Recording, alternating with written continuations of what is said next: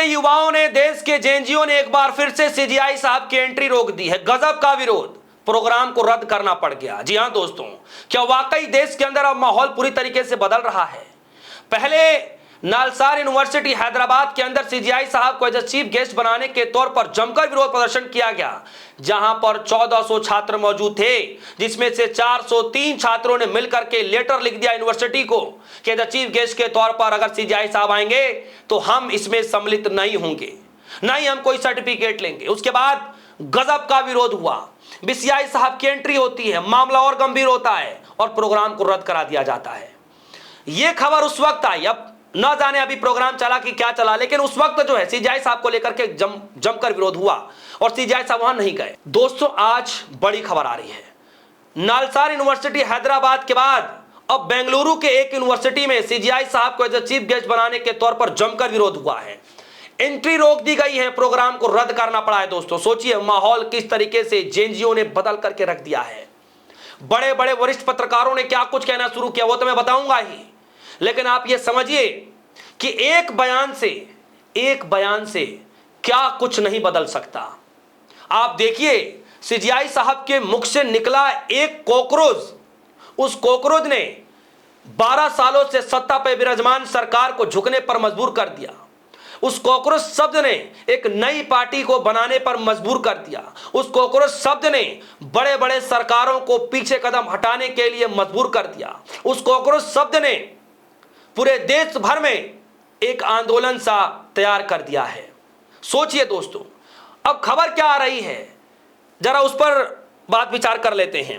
जरा इस खबर को मैं पढ़ूं कि आज क्या खबर आ रही है, लेकिन उससे पहले जरा मैं आपको पीछे लेकर के चलता हूं कि किस तरीके से सीजीआई साहब का उस वक्त भी विरोध किया गया था जिस वक्त नालसार यूनिवर्सिटी के अंदर सीजीआई साहब गए थे। खबर आई तो उस वक्त लिखा, नालसार विवाद बीसीआई को सीजीआई की नसीहत, दखल की जरूरत नहीं, मैं भी छात्र था तो सक्रिय था। दरअसल दोस्तों, नालसार यूनिवर्सिटी के अंदर जो लॉ के स्टूडेंट थे वो एज चीफ गेस्ट के तौर पर सीजीआई साहब को देखना नहीं चाह रहे थे। प्रोग्राम था, दीक्षांत समारोह था और उसमें सीजीआई साहब को एज चीफ गेस्ट के तौर पर इन्विटेशन मिला था। लेकिन जैसे ही बात वहां के छात्रों को यह भनक लगी तो वहां के छात्र उठ खड़े हो गए और उन्होंने कहा कि एज चीफ गेस्ट के तौर पर हम सीजीआई साहब को मंजूर नहीं करते हैं, मतलब सीजीआई साहब यहां आएंगे तो फिर हम यहां से चले जाएंगे, हमें नामंजूर है। और फिर यह बात जैसे उठी, बीसीआई साहब को मैदान में उतरना पड़ा, यानी बार काउंसिल ऑफ इंडिया मनन मिश्रा को मैदान में उतरना पड़ा और सीधे मनन मिश्रा ने कह दिया कि सन 2026 के जितने भी लॉ के स्टूडेंट हैं अगली तारीख तक, यानी अगले मेरे स्टेटमेंट तक, इन किसी स्टूडेंट का भी नामांकन नहीं होना चाहिए। यानी कि यह माहौल इतना गर्म हो गया कि मैदान में कॉकरोच जनता पार्टी को उतरना पड़ा और कॉकरोच जनता पार्टी ने बिना लाग लपेट किए हुए, बिना देरी के साफ शब्दों में कह दिया कि कहीं ऐसा ना हो बीसीआई साहब कि अगला धरना आपके दफ्तर के बाहर ही हो जाए और अगला इस्तीफा आपको देना पड़ जाए। 5 घंटे भी नहीं लगे और 5 घंटे के भीतर बीसीआई के अध्यक्ष, बार काउंसिल ऑफ इंडिया के अध्यक्ष मनन मिश्रा को अपने शब्द वापस लेने पड़े और इस कदर विरोध प्रदर्शन किया गया कि खुद बीच बिचाव करने के लिए सीजीआई साहब यानी chief justice of India Suryakant ji को बीच में आना पड़ा और सीधे बीसीआई को यानी मनन मिश्रा को नसीहत देते हुए कह रहे हैं कि जब मैं भी युवा था, मैं भी छात्र था तो इसी तरीके से सक्रिय रहा करता था। आप हमारे और छात्रों के बीच में मत कूदिए, आपको कोई जरूरत नहीं है। किसने कहा आपको हमारे बीच में कूदने के लिए? यह उस वक्त का मामला है। आज खबर आ रही है दोस्तों, आज खबर आ रही है और आज खबर आ रही है बेंगलुरु से। खबर देखिए दैनिक भास्कर की।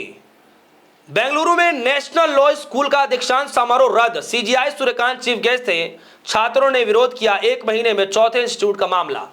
दोस्तों 1 महीने के भीतर यह चौथी बार ऐसा हो रहा है जहां पर एज चीफ गेस्ट के तौर पर सीजीआई साहब को, बीसीआई को तरफ से जो मनन मिश्रा है, इन सबको बुलाया जा रहा है। लेकिन कॉलेज के जो स्टूडेंट हैं, लॉ के जो स्टूडेंट हैं, वो मान नहीं रहे हैं।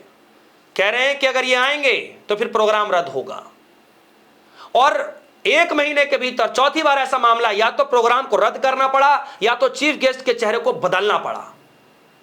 ये मामले हो रहे हैं आजकल। और जरा देखिए खबर में लिखा है सीजीआई सूर्यकांत को चीफ गेस्ट बनाए जाने के विरोध के बीच गुरुवार को Bengaluru national law school NLSIU के 12 सितंबर को होने वाला दीक्षांत समारोह रद्द किया। यहां के छात्र और पूर्व छात्रों ने सीजीआई को एज चीफ गेस्ट बनाने का विरोध कर रहे हैं। यूनिवर्सिटी ने 27 अगस्त को यह जानकारी दी। हालांकि नोटिस में छात्रों के विरोध का जिक्र नहीं है। पिछले एक महीने में यह चौथा संस्थान है जहां सीजीआई के विरोध के बाद दीक्षांत समारोह को या तो कैंसिल कर दिया गया या उसका मुख्य अतिथि बदल दिया गया। अब मैं बताता हूं आपको, बेंगलुरु में जो आज विरोध किया जा रहा है उसमें करीब करीब 700 ऐसे बच्चे हैं जिन्होंने विरोध किया है। नालसार यूनिवर्सिटी के अंदर कम से कम 1400 ऐसे बच्चे थे, जिसमें से 400 के करीब ऐसे बच्चे थे जिन्होंने ओपन लेटर लिख करके यूनिवर्सिटी को दे दिया कि एज अ चीफ गेस्ट के तौर पर सीजीआई साहब हमें नामंजूर हैं। और आगे मैं आपको लिए चलता हूं। पहला नालसार यूनिवर्सिटी हैदराबाद, उसके बाद दूसरा TISS मुंबई के अंदर, उसके बाद OP जिंदल ग्लोबल यूनिवर्सिटी में, और अब बेंगलुरु के अंदर। एक महीने में 4 बड़े प्रोग्राम और सीजीआई साहब का विरोध। बड़े पत्रकारों ने क्या कुछ कहना शुरू किया है जरा मैं वो आपको बता दूं। बड़ा गंभीर मसला है दोस्तों। ये आप भले ही कवर सुन करके आप इसको एक कान से सुनकर इधर से निकाल दें, लेकिन आप सोचिए कि एक शब्द कितना मुसीबत बन सकता है। या आप इस बात से अंदाजा लगा सकते हैं। लाख आप सफाइयां देते रहिए, लेकिन अब माहौल जो बनना है दोस्तों वो लगभग बन चुका है। देखिए, देश के माने जाने वरिष्ठ पत्रकार KP मलिक वो लिख रहे हैं, चीफ जस्टिस की कुर्सी पर बैठे हुए सूर्यकांत जी को इस बात पर विचार करना चाहिए कि पहले हैदराबाद और अब बेंगलुरु। छात्र आपका विरोध क्यों कर रहे हैं? क्या आपकी एक टिप्पणी ने देश में एक नई शुरुआत कर दी है? और यह भी विचार होना चाहिए कि इसका अंत क्या है। क्या सुप्रीम कोर्ट ऑफ इंडिया इस गंभीर विषय पर विचार करेगा? सवाल तो लाजमी है दोस्तों। सोचिए, chief justice of India CGI साहब, जब ये युवा सीजीआई साहब के एंट्री पर विरोध कर सकते हैं, एंट्री पर रोक लगा सकते हैं, प्रोग्राम रद्द करा सकते हैं, तो सोचिए कि इस युवाओं के अंदर इस वक्त कितनी जो है सोच बदल चुकी है कि अपने हक अधिकार की लड़ाई के लिए हमें जिससे भी सवाल पूछना पड़ेगा हम उससे सवाल पूछेंगे।